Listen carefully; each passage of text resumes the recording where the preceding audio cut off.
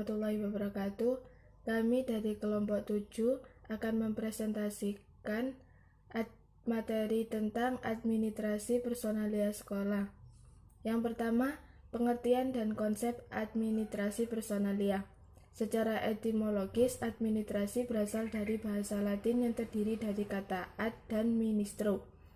Ad sendiri berarti intensif atau sungguh-sungguh dan terus-menerus dalam mengerjakan sesuatu sehingga memperoleh hasil yang optimal. Dan ministrair yang berarti to serve atau melayani.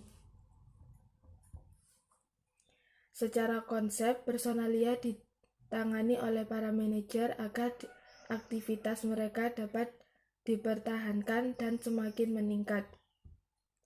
Walaupun secara konsep dikaitkan bahwa personalia pendidikan merupakan kunci keberhasilan pendidikan, pada kenyataannya mereka ini kurang mendapat perhatian atau kurang ditangani oleh para manajer. Akan tetapi, para manajer berusaha membina, mewujudkan antar hubungan yang baik, menilai, mempromosikan mereka, dan berupaya meningkatkan kesejahteraan mereka.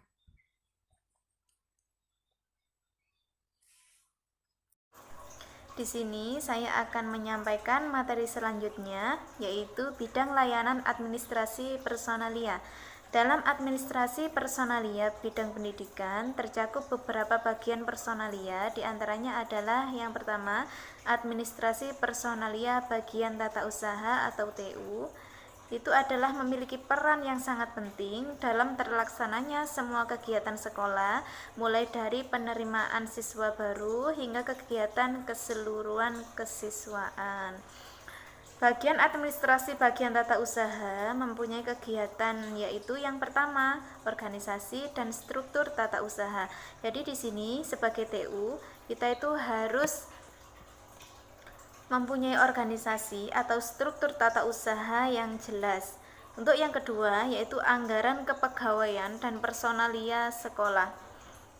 Yang ketiga, yaitu anggaran belanja keuangan sekolah. Di sini anggaran belanja keuangan sekolah itu harus benar-benar dengan teliti dan kita harus dengan cermat untuk menulisnya. Untuk yang keempat, yaitu keuangan dan pembukuan sekolah. Yang kelima, yaitu masalah pengangkatan, pemindahan, penempatan, laporan pengisian buku induk, dan rapot, serta lain-lain.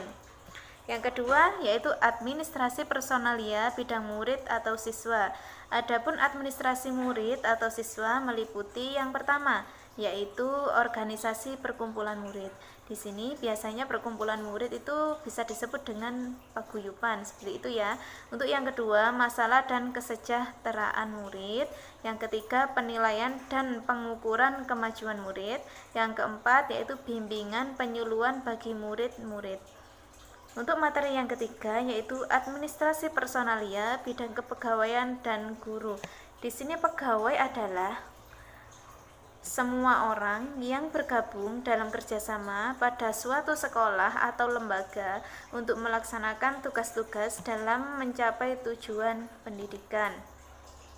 Di dalam bidang administrasi personalia bidang kepegawaian terdapat beberapa tugas yang difungsikan, meliputi yang pertama, pengangkatan dan penempatan tenaga guru. Jadi di sini seorang guru kadang biasanya itu yang kuliahnya PAI, jadi harus ditempatkan sesuai dengan bidangnya, seperti mengajar agama, fikih, akidah akhlak, Quran hadis, seperti itu. Untuk yang kedua, organisasi personel guru. Untuk yang ketiga, masalah kepegawaian dan kesejahteraan guru. Untuk yang keempat, rencana orientasi bagi guru yang baru. Yang terakhir, yaitu mengkoordinir penilaian guru-guru. Untuk materi selanjutnya akan disampaikan oleh Mbak Iza. Assalamualaikum warahmatullahi wabarakatuh. Di sini saya akan melanjutkan materi, yaitu materi administrasi personalia dalam bidang guru.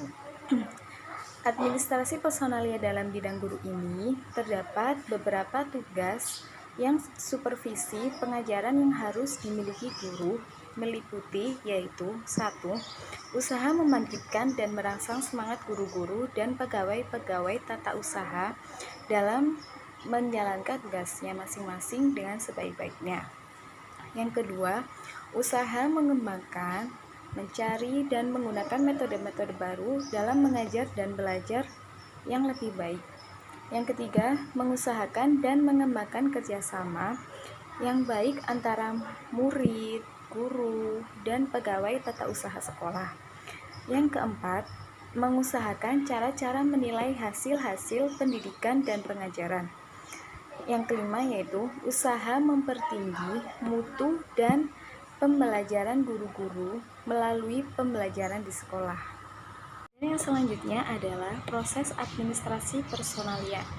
Adapun proses administrasi personalia, di sini kami artikan sebagai kegiatan yang dilakukan untuk mengelola personalia di bidang pendidikan.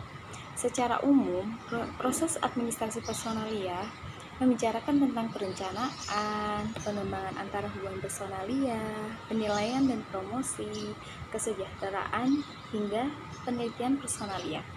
Adapun proses-proses tersebut kami uraikan ke dalam 4 poin, yaitu 1.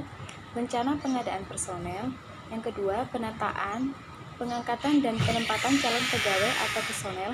Dan yang ketiga, kenaikan pangkat, ujian dinas dan angkat kredit bagi kenaikan jabatan. Dan yang keempat adalah pengembangan karir dan peningkatan mutu tenaga pendidikan. Keempat uraian tersebut akan saya jelaskan satu persatu, yaitu 1. Rencana pengadaan personel. Dalam upaya pendidikan yang perlu dilakukan dengan matang dan beberapa jumlah personel yang dibutuhkan, serta bidang keahlian apa yang diperlukan.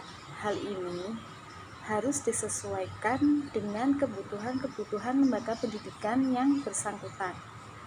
Yang kedua adalah penataan, pengangkatan dan penempatan calon pegawai atau personel.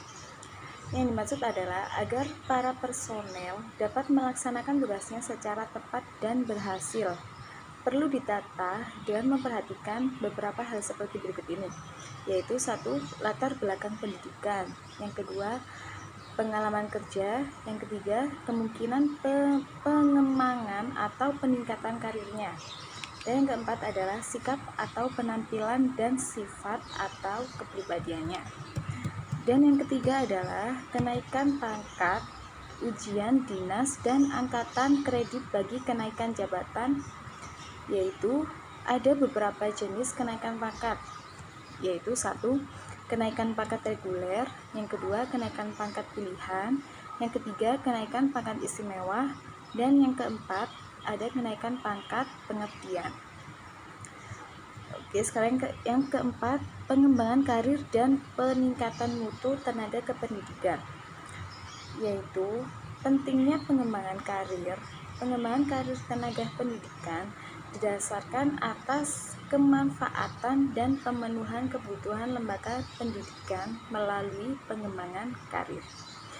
Sekian dari kelompok kami. Kurang lebihnya saya mohon maaf. Wassalamualaikum warahmatullahi wabarakatuh.